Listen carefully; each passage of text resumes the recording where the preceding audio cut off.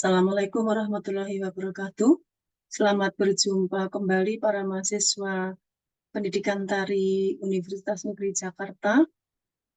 Pada kesempatan ini, materi akan disampaikan pada mata kuliah Metodologi Penelitian Kualitatif. Pada pertemuan kali ini materinya adalah tentang struktur proposal kualitatif.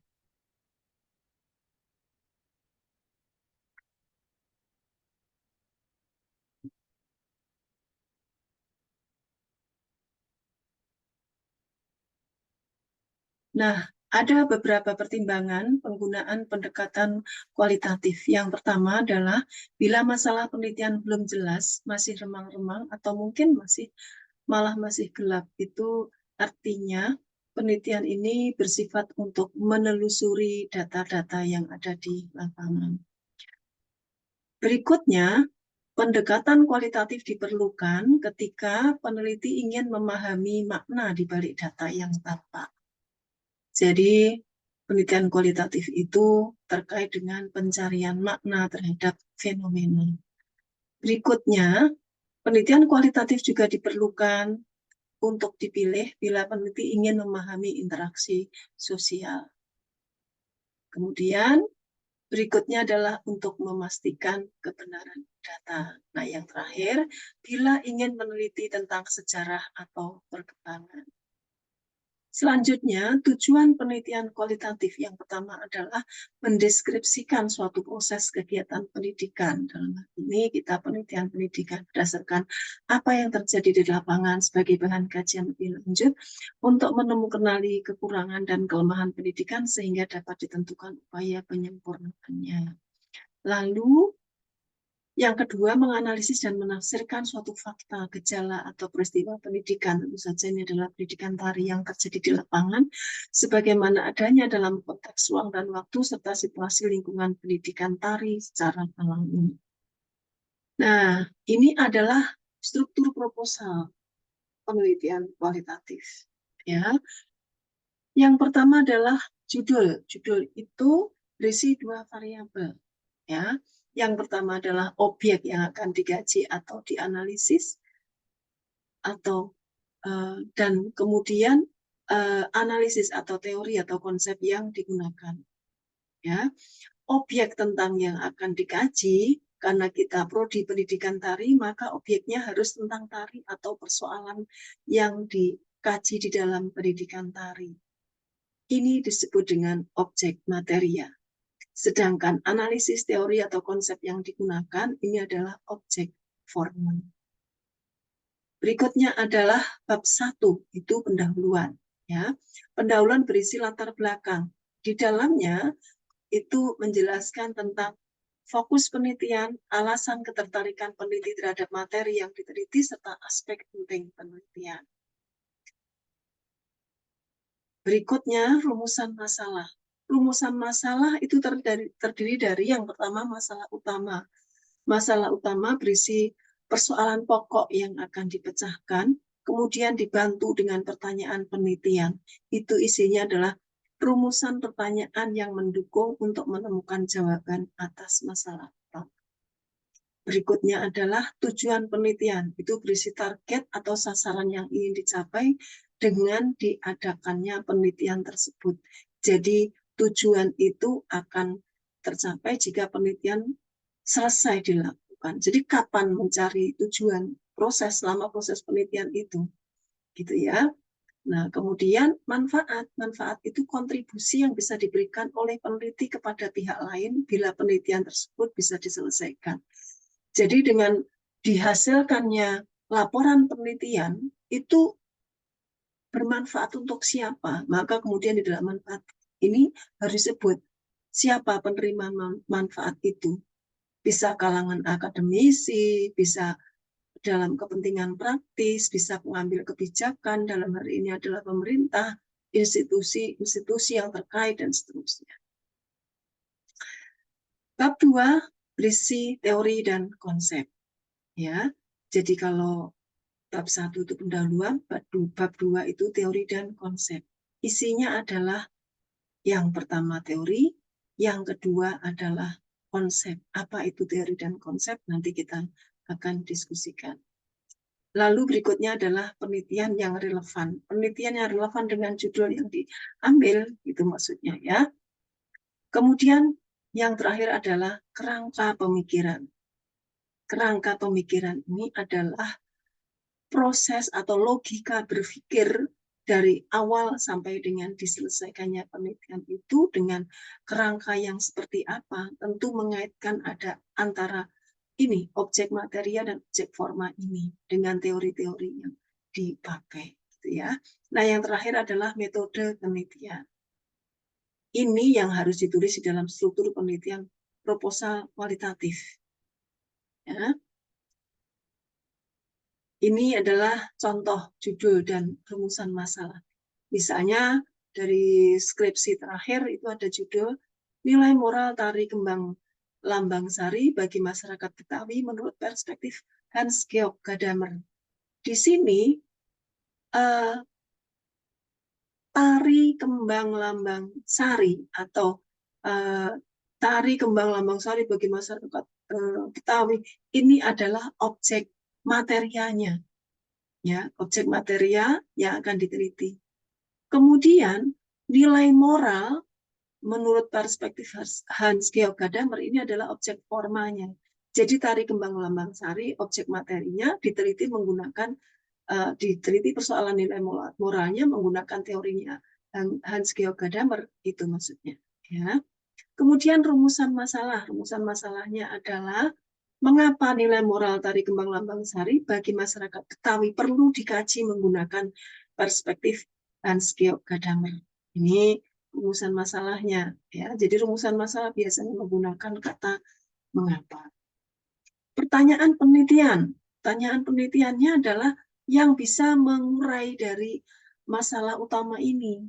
Karena yang akan diteliti adalah tari kembang lambang sari, maka pertanyaan penelitian yang pertama adalah bagaimana bentuk penyajian tari kembang lambang sari. Ini harus dipertanyakan dulu. Ketika akan meneliti nilai moralnya, maka perlu dilihat dulu tari kembang lambang sarinya itu seperti apa, gitu ya. Lalu berikutnya, bagaimana struktur tari kembang lambang sari? Selain bentuk, karena akan melihat nilainya, maka strukturnya juga perlu diurai, perlu dipertanyakan, perlu dijelaskan. Gitu ya. Nah, terakhir, karena yang akan dilihat adalah nilai moral, maka di sini harus ditulis dalam bentuk pertanyaan, bagaimana nilai moral tari kembang lambang sari menurut perspektif Hans Georg Gadamer. Begitu. Ya. Nah, bab 2 adalah teori dan konsep tadi ya. Teori itu apa? Teori adalah serangkaian konsep, penjelasan, dan prinsip-prinsip yang teratur dari beberapa aspek pengalaman manusia dalam fenomena yang diteliti.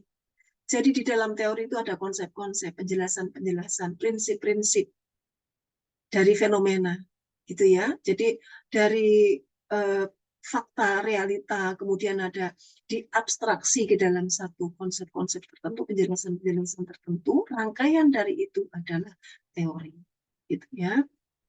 Lalu teori sebagai abstraksi dari fakta atau peristiwa, gitu ya. Kemudian teori itu mereduksi pengalaman ke dalam serangkaian kategori-kategori tertentu dan meninggalkan kategori yang lain.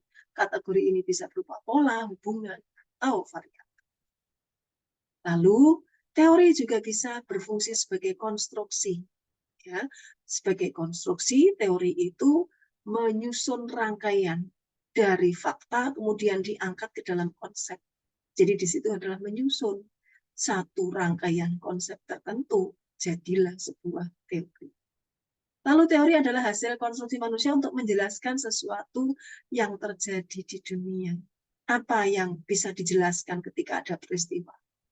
Oh, ada tari yang kemudian dari awalnya ritual tertentu, sekarang tidak digunakan sebagai ritual lagi, tetapi untuk industri, gitu ya. Maka penjelasannya adalah, misalnya saja terkait dengan bagaimana mengonstruksi tari agar dapat laku dalam industri seni pertunjukan. ada teori tentang postkolonial, ada teori tentang dekonstruksi dan seterusnya. Gitu. Ya. Sekarang konsep. Konsep itu adalah unit mendasar dari teori. Tadi kita sudah diskusikan. Konsep teoritis adalah ide yang dapat diungkapkan sebagai simbol atau dalam kata-kata. Jadi konsep itu ide yang kemudian kita susun dalam rangkaian kalimat, kata-kata menjadi kalimat, lalu itu menyimbolkan sesuatu.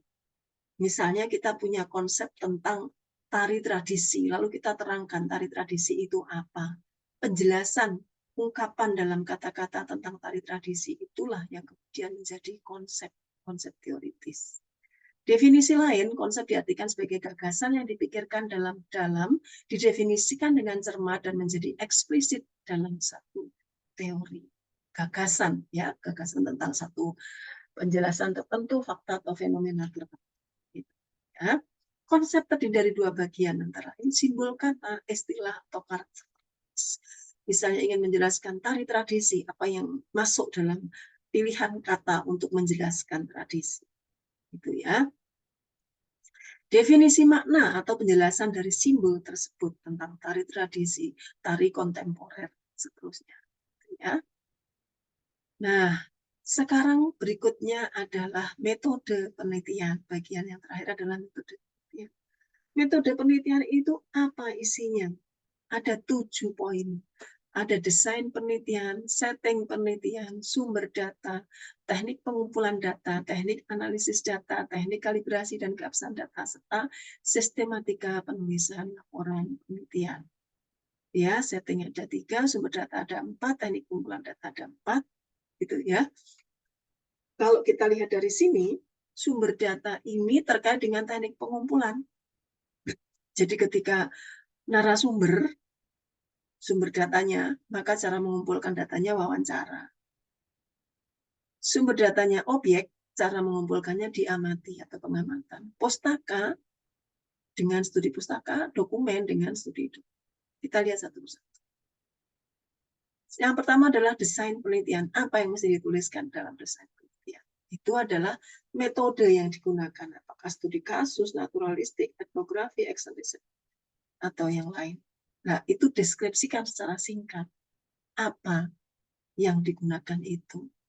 Berikutnya adalah deskripsikan singkat peran dan fungsi peneliti sebagai instrumen penelitian. Sebagai instrumen, apa yang dilakukan oleh peneliti? Tentu melakukan proses dalam keseluruhan penelitian itu yang perlu diuraikan. Setting penelitian. Yang pertama, menjelaskan tentang tempat penelitian.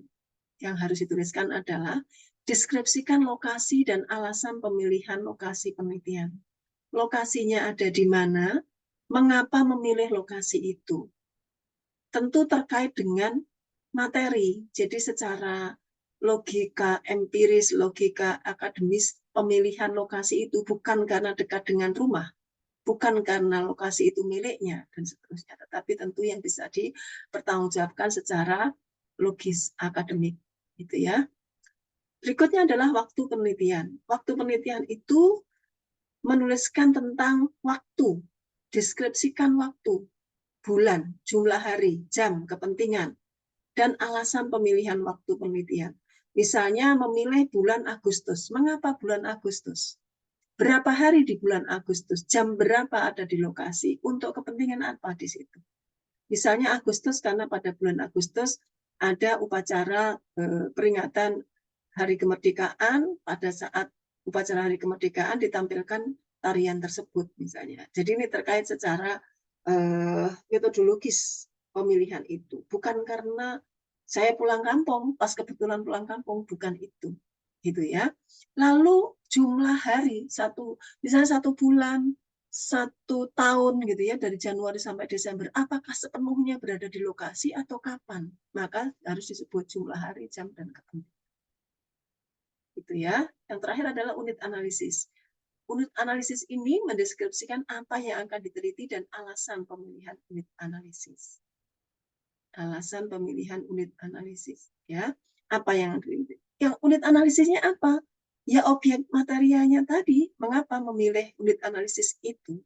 Kalau tadi tari kembang lambang sari, mengapa memilih tari kembang lambang sari? Apa yang diteliti dari kembang lambang sari itu? Ternyata nilai moralnya, begitu ya. Berikutnya adalah sumber data. Sumber data itu yang perlu dituliskan adalah narasumber dan informan.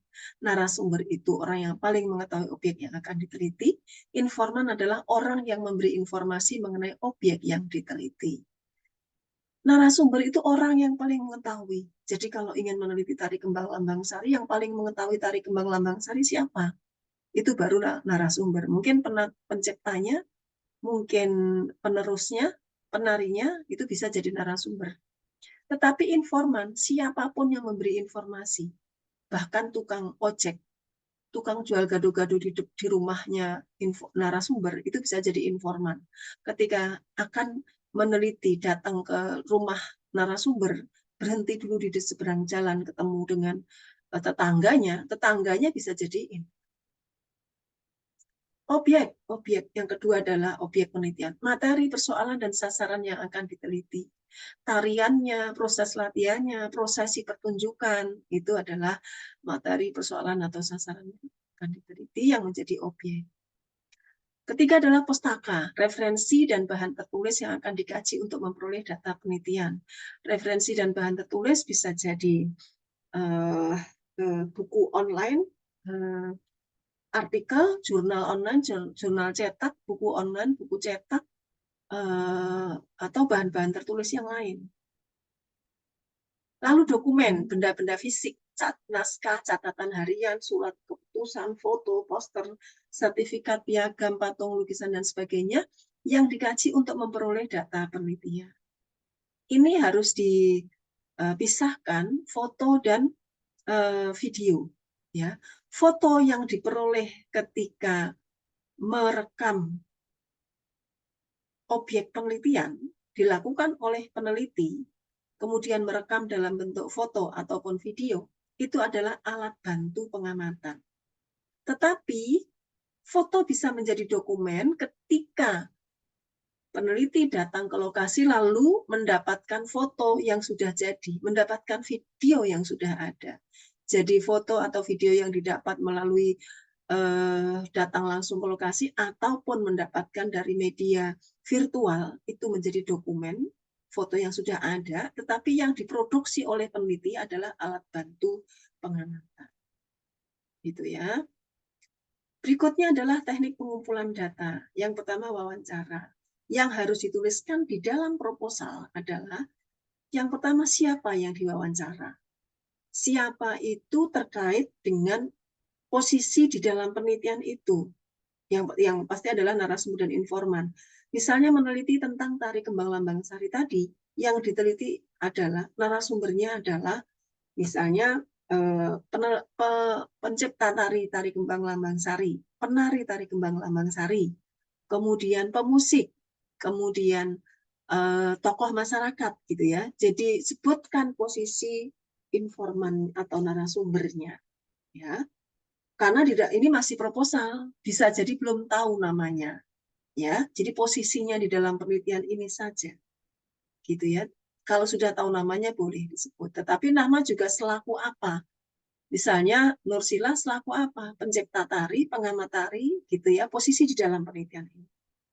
Yang kedua adalah yang perlu ditulis di dalam proposal adalah deskripsikan jenis wawancara yang digunakan. Jenis wawancara itu ada macam-macam. Pilih mana yang akan digunakan. Boleh satu, tetapi juga sangat dimungkinkan ada banyak. Misalnya fokus group discussion, diskusi terkumpul, gitu ya. FGD ini caranya peneliti membuat kelompok, lalu diberikan tema persoalan, diminta mereka mendiskusikan. Jadi biarkan mereka diskusi, tetapi yang tetap bisa terkontrol dan peneliti tidak usah intervensi. Bagaimana mereka berlangsung diskusinya, hasilnya bagaimana, itulah yang diambil oleh peneliti. Siapa yang bisa diajak untuk FGD?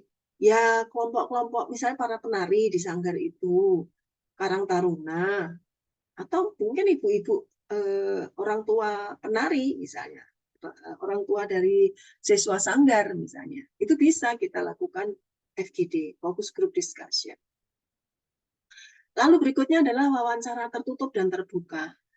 Wawancara tertutup itu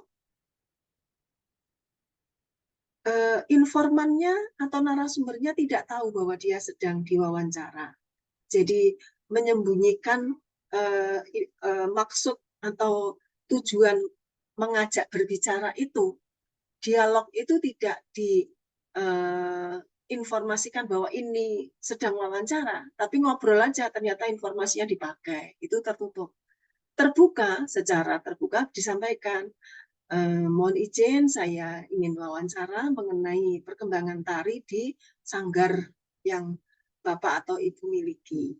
Mohon izin saya mahasiswa dari Prodi Pendidikan Tari ingin melakukan wawancara. Seperti itu ya. Jadi informan atau narasumbernya tahu bahwa saat itu diskusinya, dialognya adalah sebuah proses wawancara. Berikutnya adalah wawancara riwayat secara lisan. Wawancara riwayat secara lisan itu ingin mengetahui bagaimana perjalanan hidup dari narasumber itu.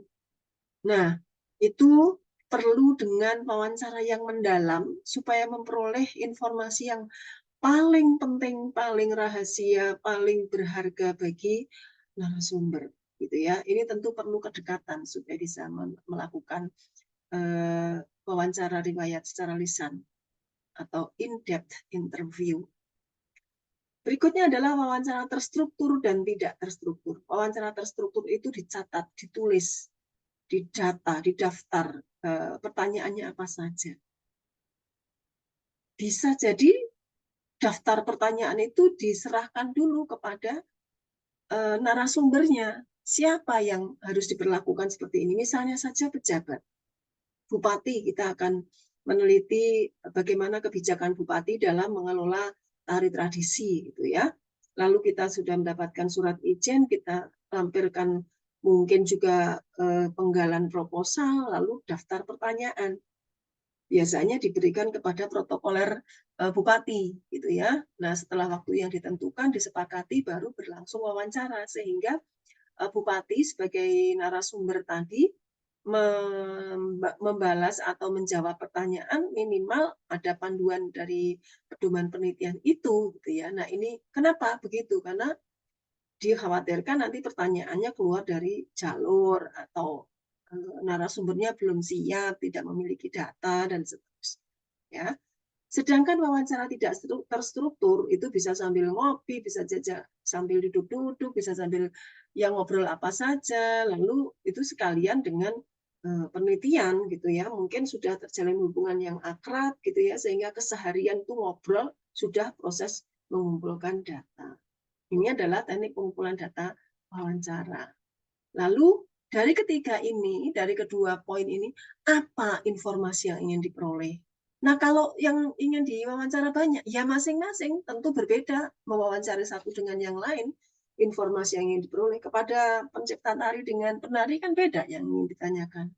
Jadi kepada setiap poin yang berbeda ini, masing-masing tiga serangkai ini dituliskan kepada pencipta tari. Wawancaranya wawancara terstruktur, informasi yang ingin diperoleh, nilai-nilai dalam penciptaan tari yang ingin dimasukkan dalam karya itu apa, misalnya seperti itu gitu ya. Nanti dengan penari ditulis lagi kepada penari apa saja dan seterusnya.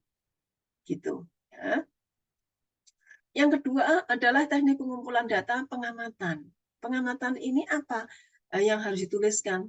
Apa yang akan diamati? Proses pertunjukan, proses latihan dan seterusnya. Ya. Kemudian berikutnya yang ditulis di dalam proposal adalah deskripsikan teknik pengamatan yang dipilih.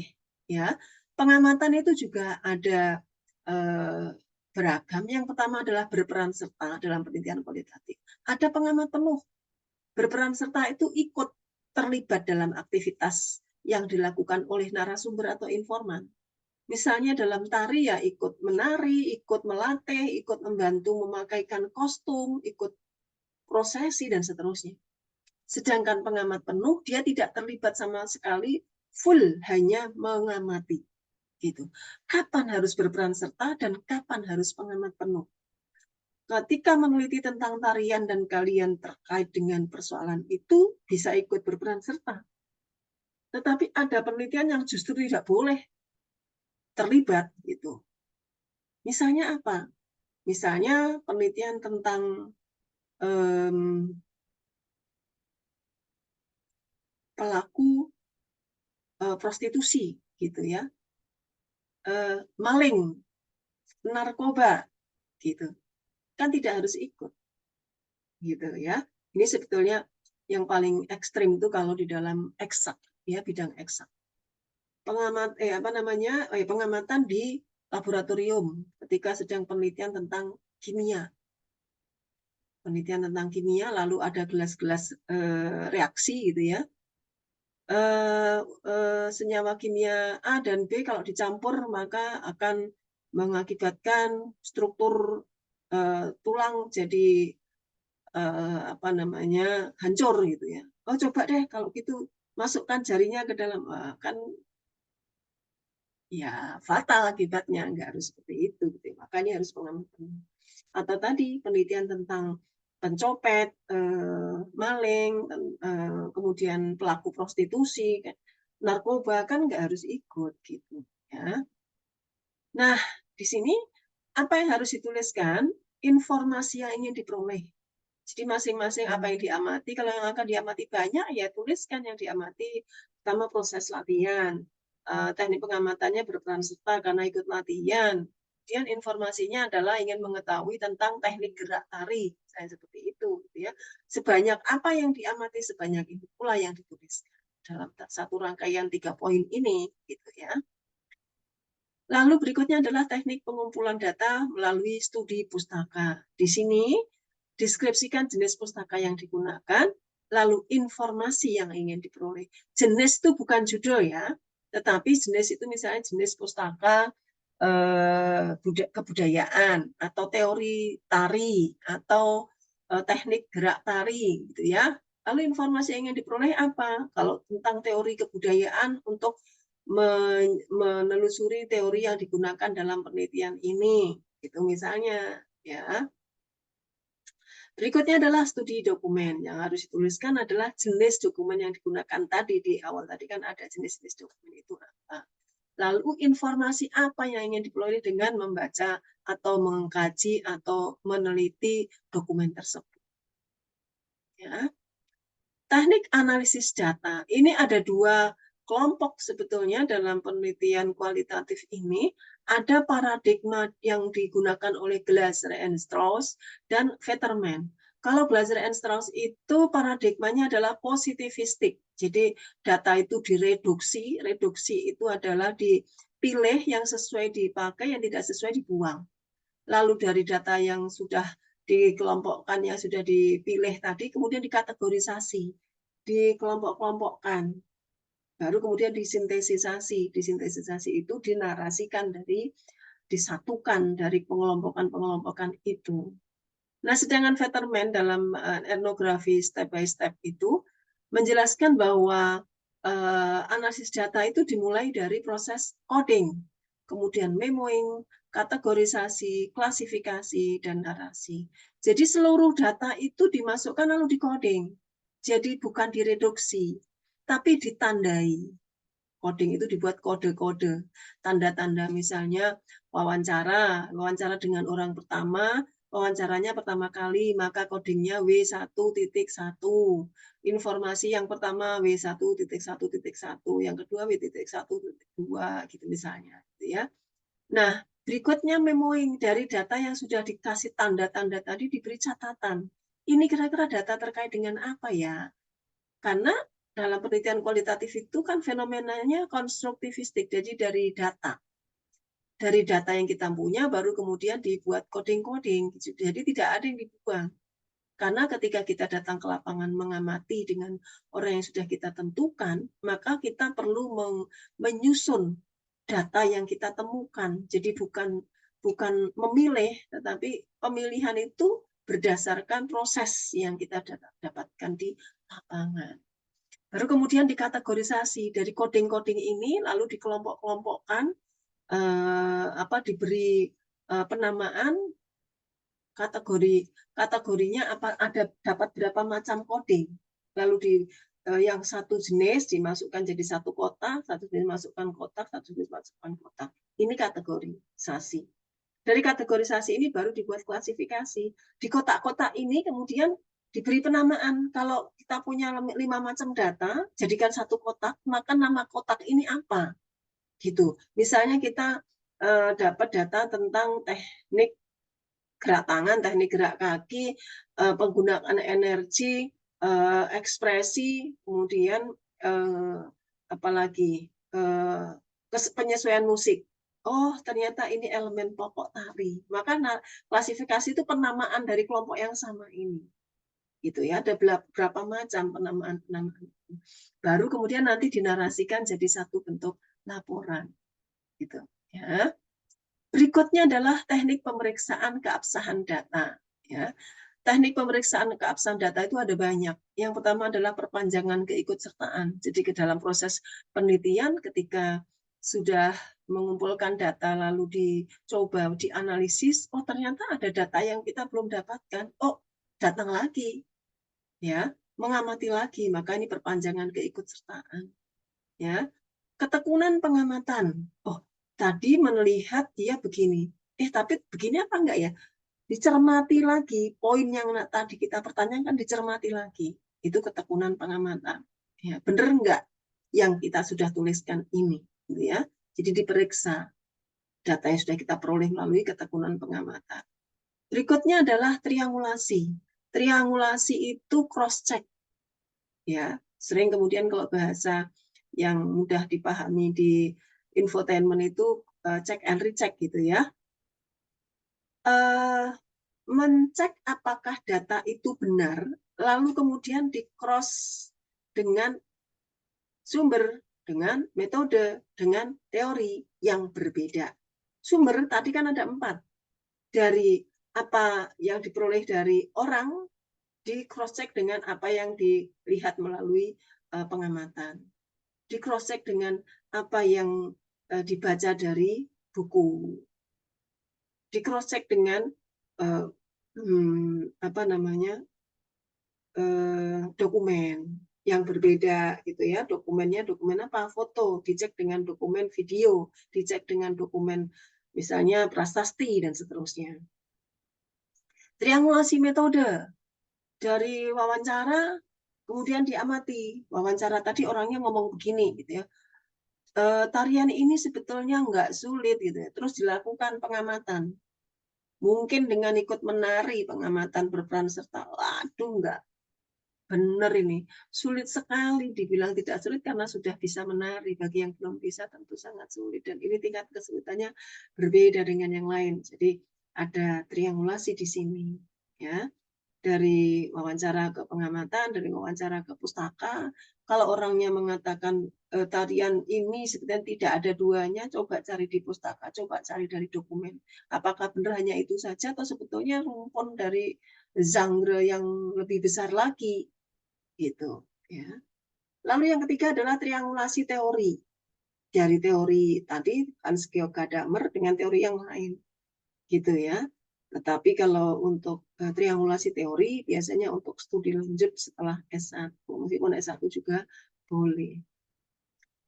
Pengecekan sejawat dalam sebuah penelitian seringkali kita tidak sendirian. Ada rekan lain yang juga melakukan penelitian, atau rekan lain juga bisa memberikan pertimbangan. Maka kita butuh diskusi dengan rekan sejawat. Apakah benar yang saya lihat? Apakah benar yang saya pikirkan, yang saya simpulkan, yang saya rumuskan? Gitu ya. Kecukupan referensial, kalau kita mengamati lalu membuat simpulan, cukup tidak untuk menyimpulkan, atau perlu data yang lain, atau perlu sumber-sumber yang lain, gitu ya.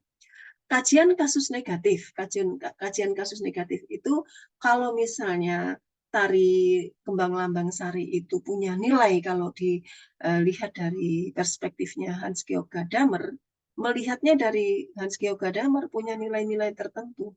Apakah itu benar? Coba kita cek. Kalau tidak pakai itu bisa nggak muncul nilai-nilai? Gitu ya. Tentu nilainya berbeda, gitu ya. Tetapi ini boleh kita cobakan dalam pemeriksaan keabsahan data. Lalu pengecekan anggota. Seringkali penelitian tidak sendiri, ada tim.